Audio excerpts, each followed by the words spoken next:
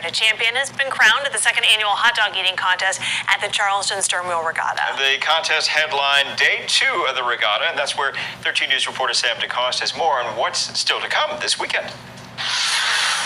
Day 2 of the Stern Wheel Regatta here in Charleston was highlighted by the second annual hot dog eating contest, and it was won by a 34-year-old from St. Albans, William Simmons, who ate 19 hot dogs in 10 minutes. The rules did change this year, only 3 minutes to eat as many hot dogs as they could last year.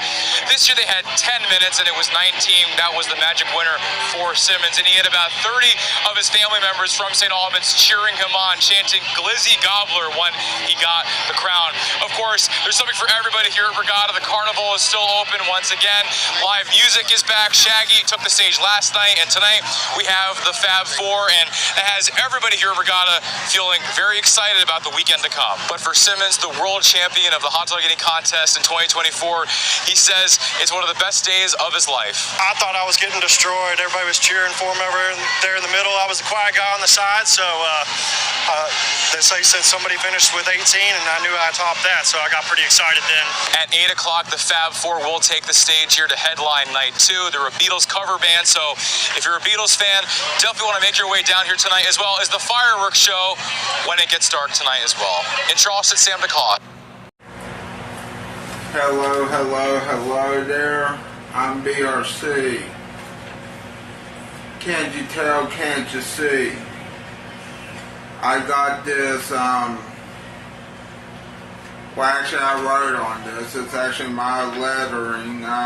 EBCVtv and BRC Bailey Robert Chandler says, "Where's the nearest pizza joint?" Also, watch the 2025 Tudor's Biscuit World Hot Dog Eating Contest next year. Nathan's famous because we are on the rise. Sincerely, Bailey Robert Chandler, the menace. Yeah. This is going to the original location of Nathan's famous.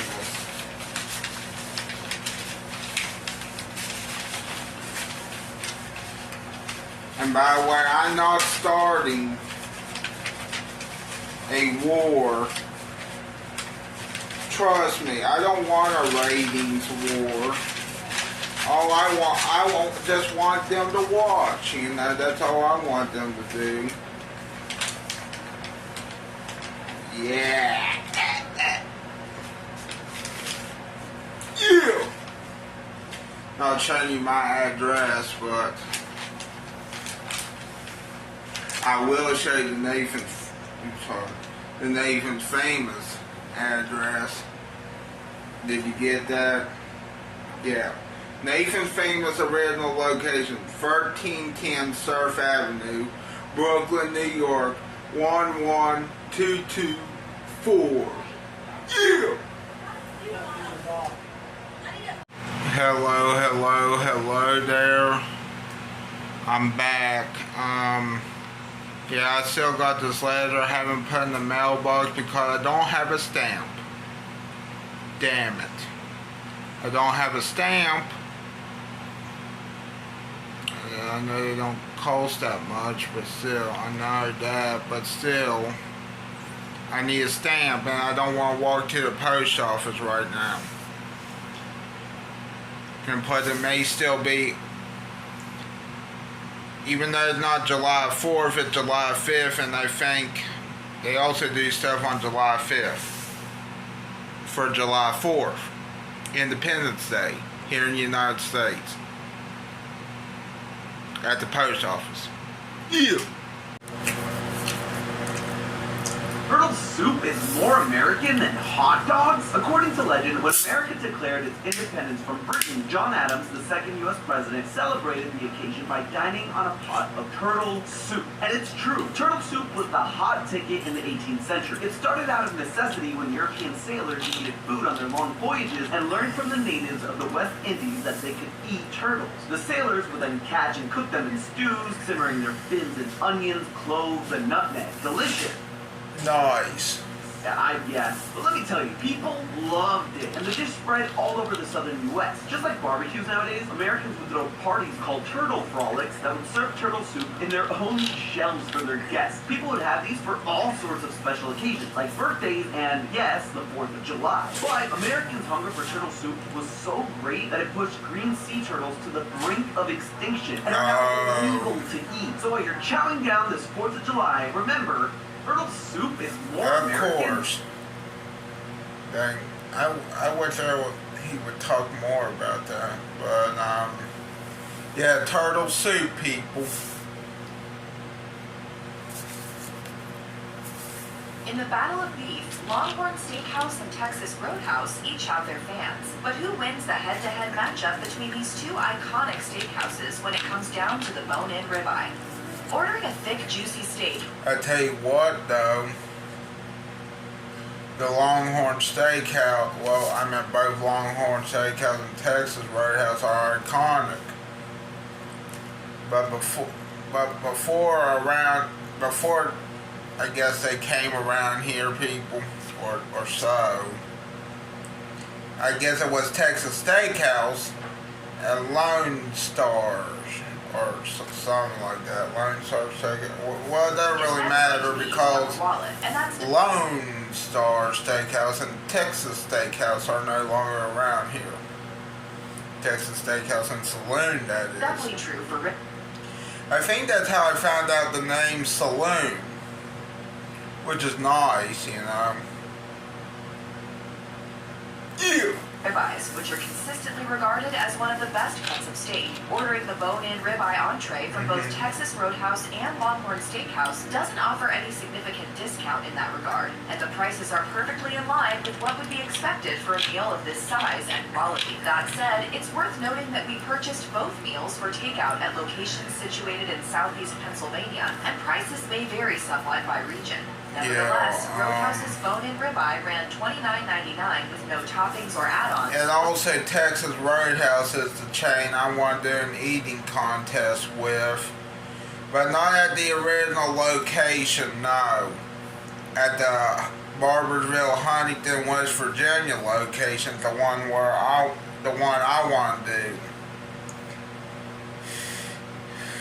Yeah, I don't know what else to tell you, but Texas Roadhouse dinner roll eating contest sounds good. While Longhorn Steakhouse's outlaw ribeye set up I don't know about me, the host, but back $30.79. The total difference. Well, I think it sounds good for the winter. We're talking about a fast food meal of a few But then dollars. again, I know it gets cold in the winter, so I'll make sure. And shouldn't be much But of a deciding factor then when again, you can't determining which predict the option is better or weather, the so. right choice for you. That said, I mean, you can those predict the budget weather, but purchases the will weather always may give you change, savings okay? if they can on comparable dishes. So while the winner here may be Texas You can Roadhouse, predict sheer it, but it mathematics, may it change, probably won't make much or difference in some. your opinion of the meal. Actually, you At can't $30 predict or it. more, the bone I don't ribeye know. meal isn't for those looking to skimp on a night out, so it's important to know if you're getting your money's worth. Me or I'll just predict the weather, I guess, but then sometimes they're wrong. So who offers the better I guess value that's to just a Texas Roadhouse prediction, or Longhorn though, Steakhouse? As it stands, the two versions of the meal are all but identical in size. Both the Texas Roadhouse bone-in ribeye steak and the You can't outlaw control ribeye the Longhorn weather are listed either. as 20-ounce portions. Longhorn's description, Especially in the winter. is a marbled cut of bone-in ribeye coated with our smoky char seasoning and fire grilled. Texas Roadhouse provides Around a here, that listing is. the 20-ounce size and promising extra flavor. Because both are so similar, If I go on an Amtrak train, you will know about it. the crux of this showdown was decided almost entirely by which one provided the better overall experience, most notably the taste and texture. But more on that in a bit. Appearance and overall impression are an important component of a meal at a quality steakhouse when you're dining out for the evening. Though it's not the be-all, end-all, it's been shown that a good-looking meal can alter the perception of food, making it a more enjoyable experience and even improving the taste through psychological conditioning. Thus, the look and feel of these two steaks is extremely important. The Longhorn steak was definitely appealing at first look, with tough, evenly spaced grill marks across its surface, and a lot of delectable meat that was pleasing to the eye. The Texas Roadhouse ribeye, by contrast, had a crisscross checkerboard grill pattern. If you want the pretty grill diamond marks, so you just turn it just one time, then flip it and turn it one more time. The large bone protruding from the end made it appear like an idealistic version of the dish. The Roadhouse ribeye was also noticeably shinier, more visibly moist, and juicier than its Longhorn counterpart. As a result, it certainly appeared more appealing, even downright mouth-watering. Cutting into each steak revealed the differences in doneness. Both were ordered medium, which should have a pink center throughout. Though the Texas Roadhouse entree appeared visibly pink when we cut into it, the Longhorn Outlaw ribeye was missing that colorful hue, appearing more like it was cooked medium well. There were even spots of Longhorn steak that seemed